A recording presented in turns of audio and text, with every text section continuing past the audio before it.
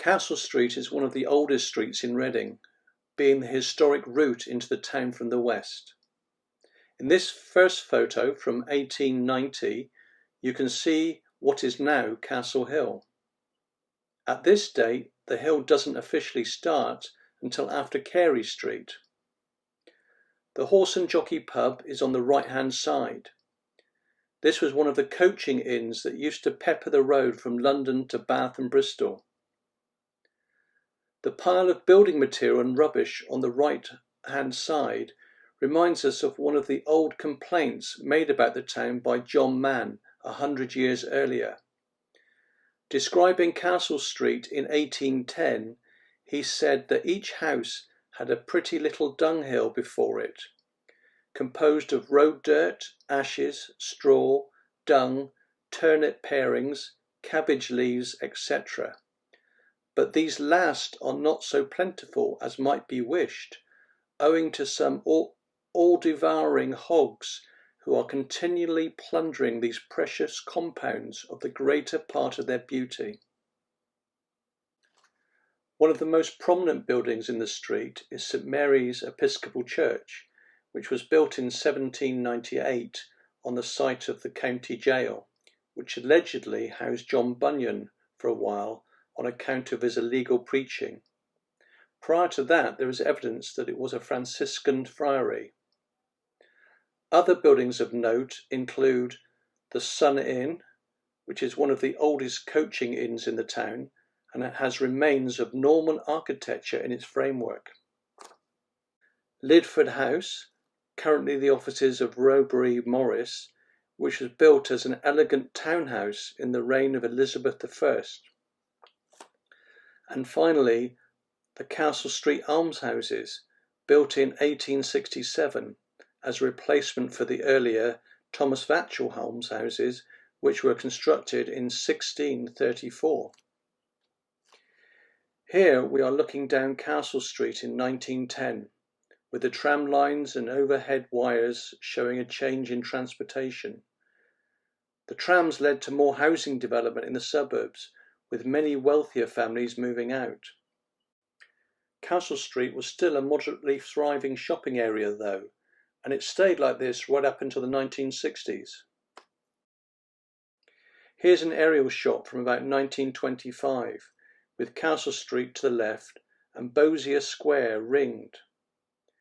The square was located between Coley Place at the bottom of the circle and Coley Street at the top of the circle. Bowsier Square was one of the areas of poor quality housing built in the mid-1800s, which housed the growing industrial workforce of Reading. This lithograph by Cyril Pearce was produced in the 1920s and shows the adjoining Coley Steps, renowned as the core of Old Coley. All the courts of the Steps and Bowsier Square were demolished in the 1930s, although the area continued as a playground for local kids into the 1960s.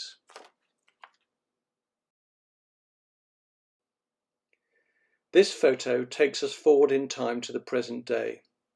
It's a shot from Google Earth, and it shows the area that was Bowsier Square, circled, and the Coley Steps running down to the right of the footbridge over the IDR. Times move on, but the remnants of history leave their mark, either in the street names, old buildings, or lines on the ground. The tour now moves forward in time to the 1940s and up to the present day, with this video clip of Castle Street. Sadly, times have changed and we have lost all the old buildings from the Sun Inn to the Castle Tap on the north side of the street. We see here 3 Dutch houses built at the turn of the 20th century and paramount in pictures of this area and for anyone who worked and lived there.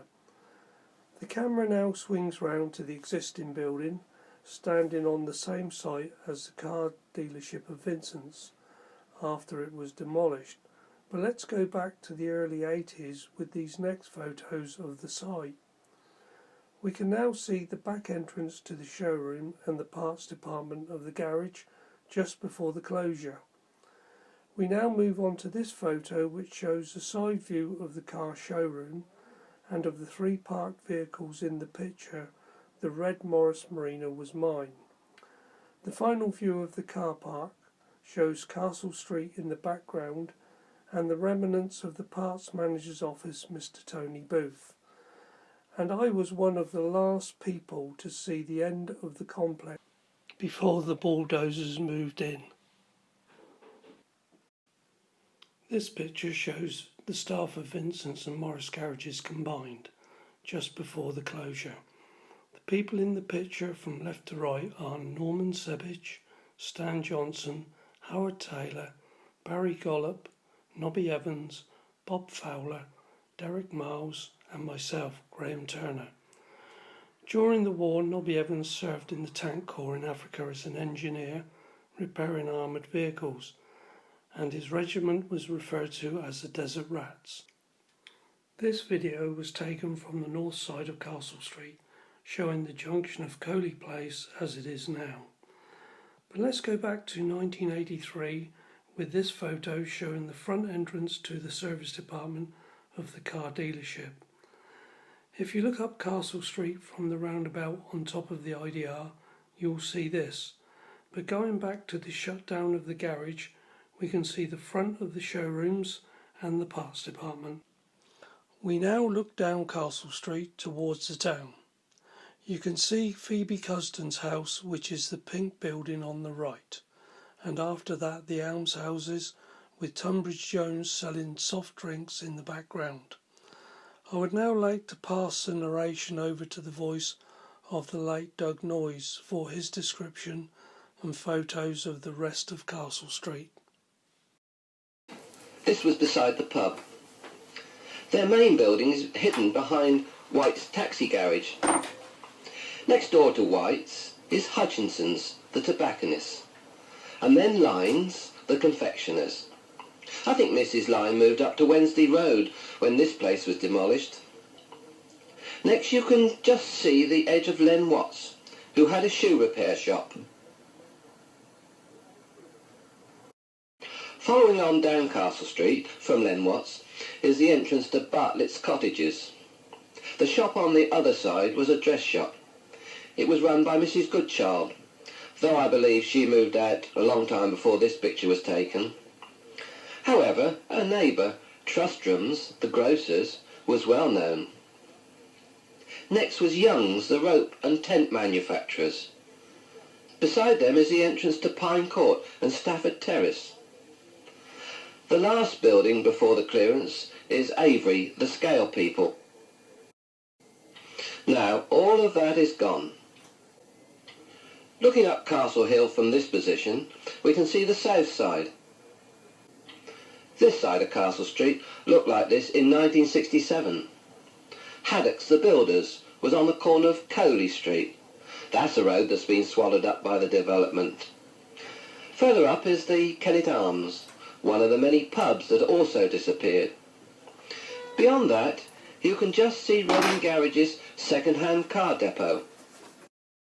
Now, let's look at the other side of Castle Street and see how that's changed. Here it is all cleared down, right from 96, which was Avery's building, down to Great Passage. The other side of Great Passage is the famous landmark of Vincent's. If I remember rightly, they started here, then they moved away to the station, coming back here afterwards. 2 doors down, you can just see Mitchell's, the confectioners. Now, standing here at the junction of Coley Street, we can look down at all these buildings. They were all still there, right down to the church. This was in September 1967. Turning right, we can now look down Coley Street before it completely disappears. On the left is the Salvation Army Hostel. That was built some time before. But gone is the Rose and Crown and the Blue Lion. Here's a last look at those pubs, which were the hub of Old Coley. It was a Sunday in 1966 when this picture was taken. You can see the Salvation Army bandsmen coming up from their citadel in the butts. On the left is Star Service betting office, next to the Truro pub, with Beacon House, the offices of London Assurance, on the corner of Boarded Lane. On the far corner was Kedges, for clothes and things. Then there was Sutcliffe, with antiques. Seaby had rural crafts and wool. Then Cecil Keeling had Reading radio supplies with the post office. Parslows the bakers were next, and Higgs the Lion Brewery, before coming up to the Sun, which is here today.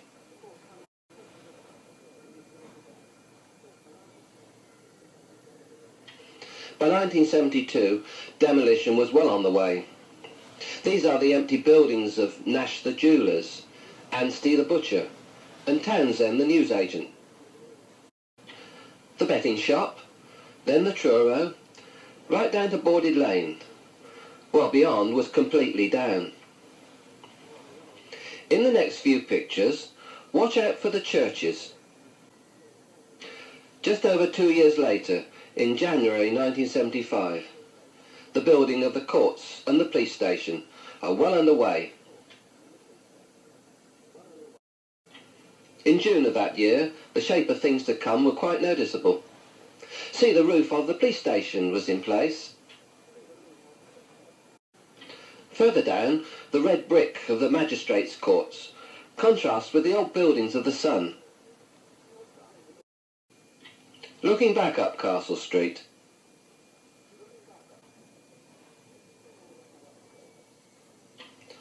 and now we come up to date. Note the doorway on the left. It's the one with the porch, number 43.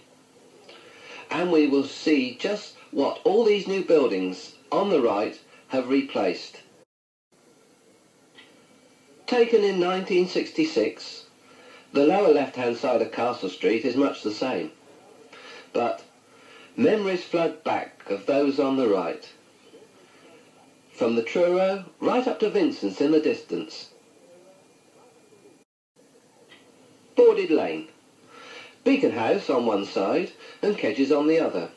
Again it's a Sunday, as the metal gates across Kedges doorways. Looking down Boarded Lane, you can see the back corner of St Mary's School in Hosier Street. But by October 1972, most of it is gone. The new car park of what was the Butt Centre stands out with Tesco's name below. Beacon House is still there, along with the old brewery, but Boarded Lane is now closed. So let's go back to 1966 and take a stroll down Boarded Lane. Halfway along the lane on the left is Flint Street, part of which has already been demolished. But beyond is a fence, and that was Hosier Street. Beyond that, it's just possible to see the outline of Soho Street. We now carry on the tour by going back up Castle Street to the junction of Field Road, with a detailed explanation of the area from my friend and colleague, Mr. Joe Doak. We turn off Castle Hill into Field Road. Tomkins' map of 1802 shows that most of Coley was then outside the boundary of the town, with local chalk deposits being used for making lime to bleach cloth. The old fortifications to the left of the map are the remnants of the Civil War defences that ran through this area.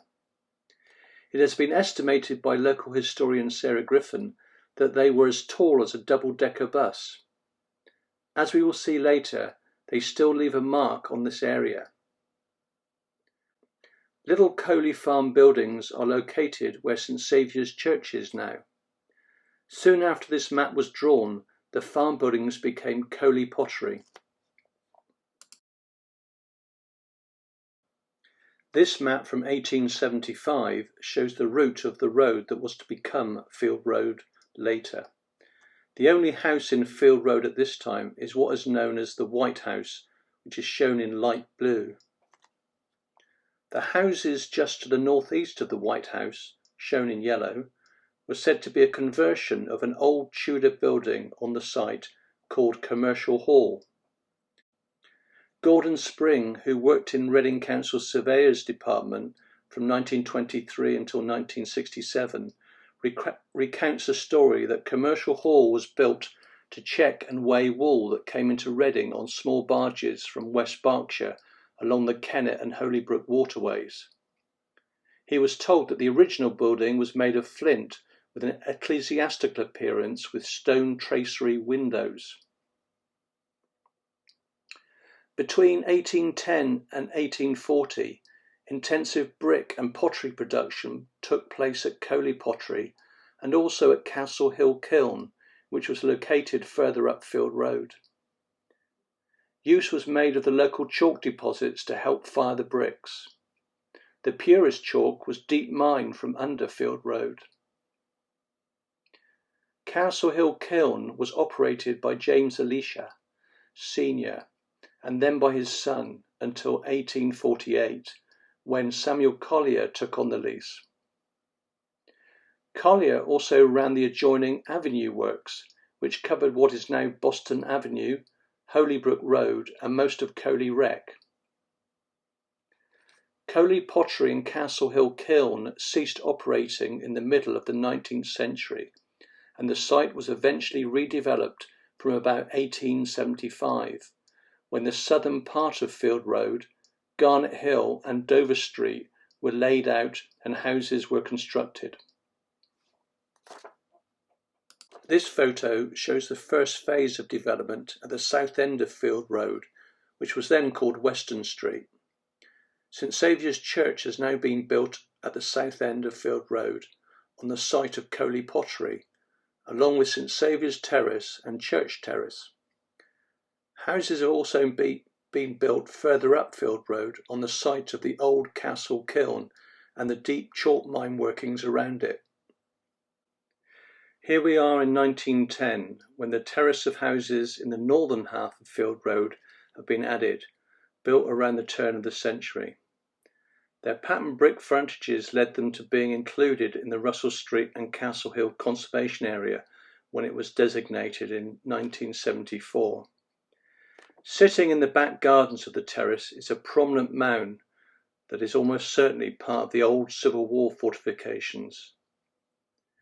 Here's some photos of Field Road in about 1915 to show what it looked like then. The implications of all that chalk mining that took place during the early Victorian period have come back to bite Field Road residents over the years. Although this headline is from the year 2000, the street has suffered subsidence on and off since the 1930s. These photos show the subsidence and demolition that took place between 1950 and 1980.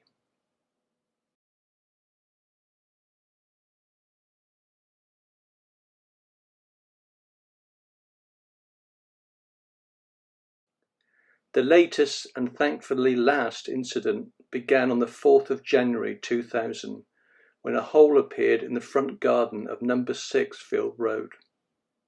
This quickly expanded to affect the whole road and areas beyond. Once the consultant engineers working for Reading Borough Council had surveyed the area, the extent of the Victorian chalk mines became apparent. They are shown in green on this plan.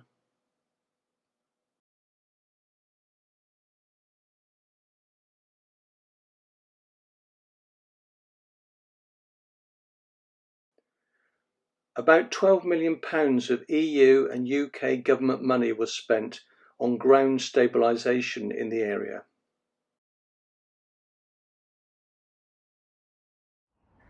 Field Road is now the safest street to live in Reading. This video snippet shows the junction of Field Road and Garnet Hill today.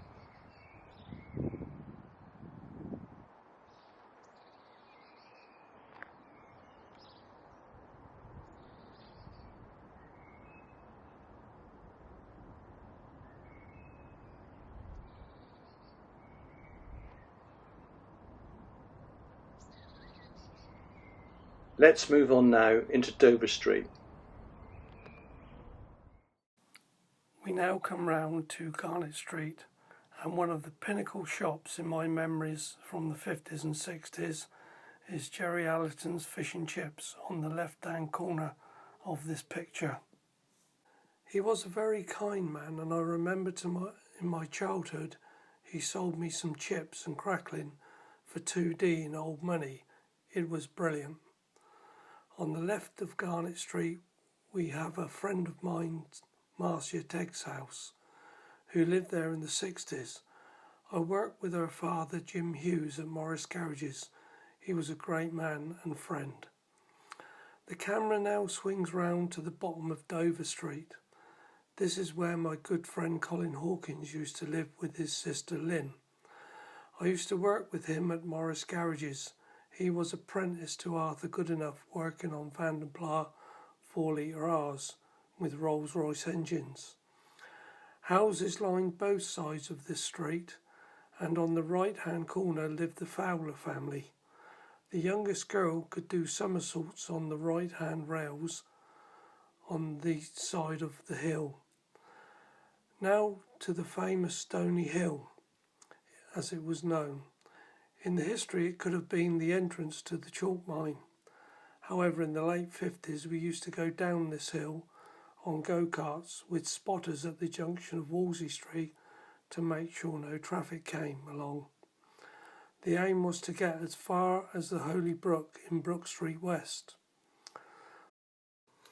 We also played the same game in this picture, but it was just a question of sliding down the hill on a homemade sledge. And from this image you can see how steep the hill is, and definitely looks like a mine entrance. On the left-hand corner lived my aunt and uncle with my cousin Janet Jewell.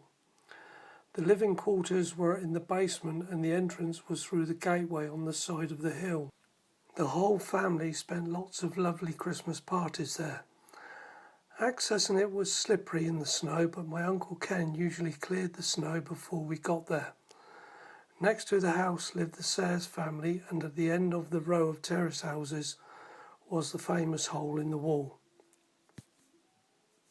This map, taken from 1932, shows the densely populated area of the Coley Courts, which stretches from the west of Coley Place to the west of Wolsey Street. People from the surrounding area segregated themselves from the people of the Coley Courts because of the fear of catching a contagious disease or illness, such as diphtheria, cholera, or scarlet fever. In this picture we can see how the road is now, but in the next picture I have recreated a scene from the 1950s showing the famous hole in the wall with the track leading to it. At that time, Coley Place was only a tarmac road from Castle Street to the end of the houses you can see in the pictures of the Coley Steps. It then went into a dirt-ridden pathway up to the hole in the wall. In my early days, this entire area was a wasteland that the camera is now filming and has been replaced by these apartments. The next photo was taken in World War II, showing the construction of the air raid shelters behind Coley School and the missing houses of Castle Hill Place on the slope, also part of the Coley Courts. The interesting part of this image is the top right-hand corner. It just shows part of the hole in the wall and its immense size. I recently carried out an interview with Mrs. Paula Davy Strudwick on the memories she had living in Coley Place in the late 1940s to early 50s, and here is the result. Yeah. She remember. Yeah. You said those big houses down on the corner of Coley Place and Castle Street were rented by the GIs, the American Airmen. They were rented to them, yes. I think they rented. I don't know who they belonged to. I don't think Mr. Lawrence owned that lot, but he did seem to own a lot of bits and pieces. Yeah. Mr. Lawrence being the coal man. Yeah. But yeah, they were rented out, and when I think I knew them as big houses, and then suddenly I don't know. Perhaps we just thought people lived in them as they were, but maybe they were already flats. I don't know when they turned them into flats. No. There was quite a few American families there because, as I said, I used to babysit and, take kids out, earn a couple of shillings for pocket money and stuff, Yeah. And they were nice people. Yeah. We now come onto the east side of Coley Place, and I need to take you back to the 1950s and 60s before any of these trees were planted. In this photo you can see Castle Street in the distance, and to the left would have been Mr. Lawrence's coal yard. To the right again you can see the 3 Dutch houses.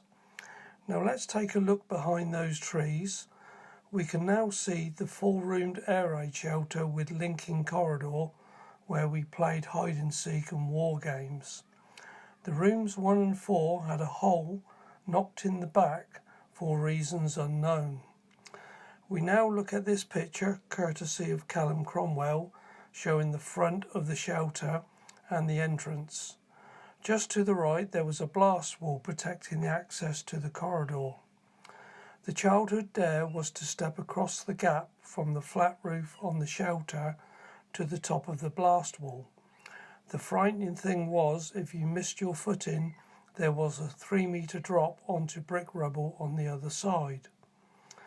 Moving on, we have this cutaway, which is the back entrance to Morris Garage's workshop. The concrete pathway you can see here. Looking at the left of the photo, there is a steep hill called Danger, which went down to the old Francis Waldron's Mission Hall at the level of the cars shown in the picture.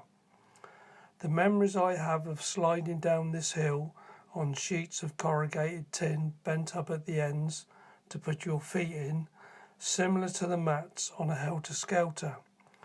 The trouble was the tin had rust holes in it, and my friend Keith Evans and I frequently went home with holes in our trousers, to the anger of our parents. In the centre you can see Tunbridge Jones Garages and the conker tree behind it by the Holy Brook. To the right of the image are the 2 pubs, namely the Blue Lion and behind it the Borough Arms. This photo shows Coley Street with the Salvation Army hostel in the background. If you look to the right of the building where the access road goes, that would have been the location of the British Workmen's Cafe and the Coley Boys Club before its demolition. If you look to the left of the picture, you can see the Rose and Crown Public House. In front of the pub is the entrance to the bottom yard of Morris Garages. The wall you can see on the left side of the picture by the fence is the back wall of the mission. They put glass on top and embedded it in concrete to stop people climbing over. This photo, taken in the 60s, shows the start of the IDR. The Blue Lion Public House is now gone, but the interesting aspect of the photo is the remains of the tarmac path of the Coley Passage, leading to the Coley Steps on the bottom right of the picture. In this image taken from the top of Coley Steps, it shows the arch where children would meet and play in wet weather, much to the annoyance of the lady living in the house on the left. It was one of only 3 entrances to the Coley Courts and shows the Blue Lion and St Giles Church in perfect alignment. This photo shows the last remaining house of the courts that has been demolished in 1932. On the far left you can see the end of the back gardens of Coley Place and the area at the bottom of the hill behind Coley School, which is in the picture of the erection of the air raid shelters.